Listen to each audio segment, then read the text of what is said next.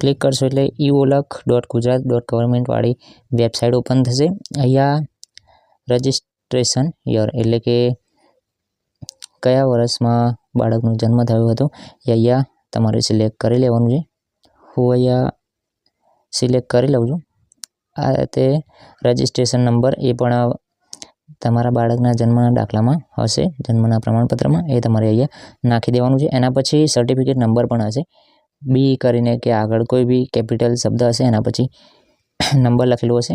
આ રીતે હું તમને બાજુમાં બતાવી દઉં છું, જન્મના દાખલામાં કઈ જગ્યાએ હશે એ પણ। આ રીતે પછી કેપ્ચા નાખીને ગેટ ડિટેલ્સ ઉપર ક્લિક કરવાનું છે।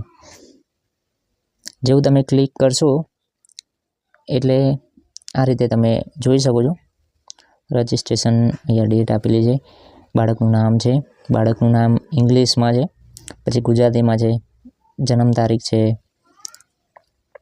પછી અહીંયા તમારે જોઈ લેવાનું છે બાળકનું ખાલી નામ હતું જીયાંશ, બરાબર।